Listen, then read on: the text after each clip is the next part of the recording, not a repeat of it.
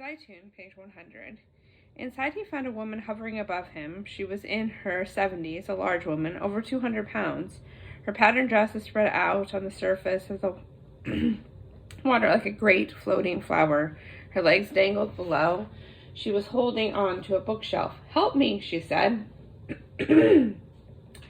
Zeitoun talked gently to the woman, assuring her that she would be taken care of. He knew that in all likelihood she had been there, clinging to her furniture for 24 hours or more. An elderly woman like this would have no chance of swimming to safety, much less have the strength to cut a hole through her roof. At least the water was warm. She might not have survived. Zeitoun pulled her out the front door and got a glimpse of Frank in the canoe. His jaw had gone slack, his eyes disbelieving. No one knew what to do next. It would be very difficult to fit a woman of her size into the canoe under normal circumstances, and lifting her into it would require more than 2 men. And if they could lift her and fit her inside, they couldn't possibly fit all 3 of them. The canoe would certainly capsize. He and Frank had a quick whispered conversation. They had no choice but to leave her and find help. They would paddle quickly to Claiborne and flag down a boat. They told the woman the plan. She was unhappy to be left alone again, but there was no choice. They reached Claiborne in a few minutes and immediately saw what they were looking for, a fan boat.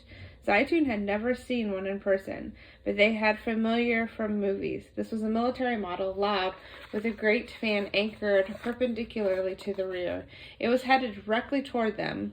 Zeitoun thought it was very lucky to have found another craft so quickly, and he was filled with something like pride, knowing that he had promised help and could now deliver it. He and Frank positioned their canoe in the path of the boat and waved their arms. The fan boat came straight toward them, and when it was close, Zeitoun could see that there were 4 or 5 uniformed officers aboard.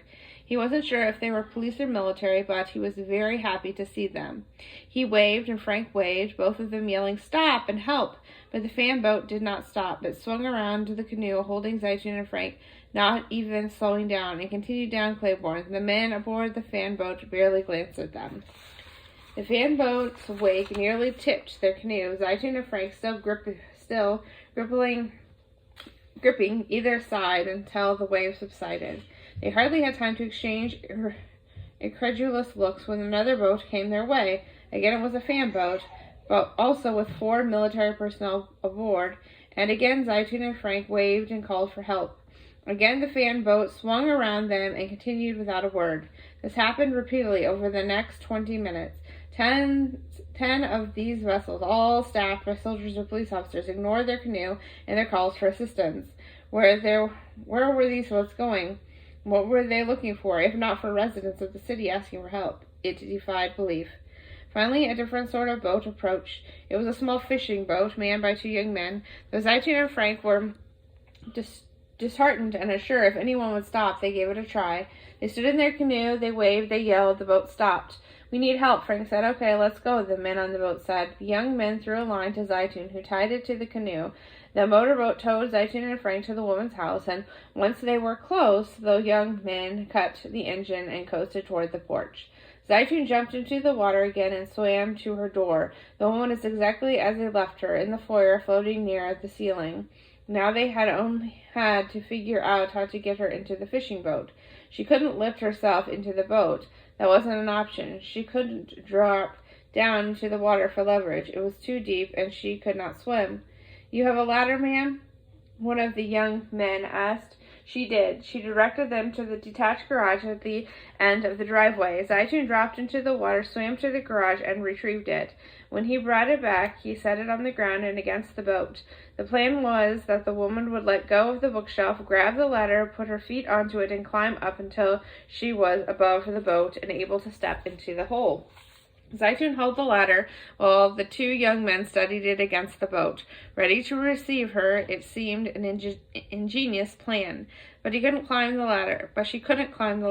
She had a bad leg, she said, and couldn't put pressure on it. It took a certain degree of agility, and she was 80 years old, weakened by staying awake for 24 hours while floating near her ceiling, thinking only that she might drown in her own home. "I'm sorry," she said.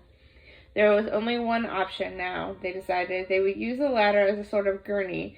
They would prop one end on the side of the fishing boat, and one of the young men would stand on the porch holding the other side. They would have to lift it high enough to get her over the lip of the boat, and far enough in that she could roll into the hole. Zeitoun realized that 2 men, one on either end of the ladder, would not be enough to lift a woman over 200 pounds. He knew he would have to push from below, so when the 2 young men were in position and the woman was ready, Zeitoun took a deep breath and went under.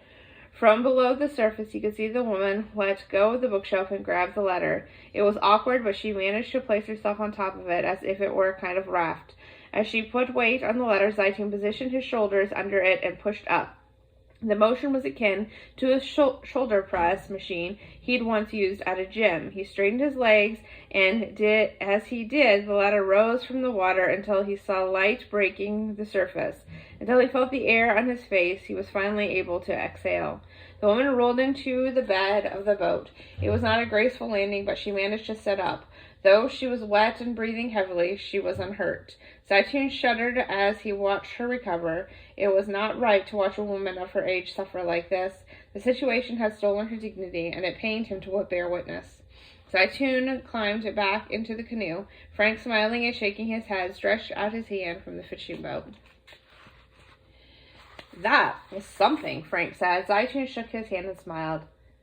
The men sat in silence, letting the woman determine when it was time to go. They knew it was an impossible thing for her to see her house like this, untold damage and loss within. At her age, and with the years it would take to restore the home, she would likely never return.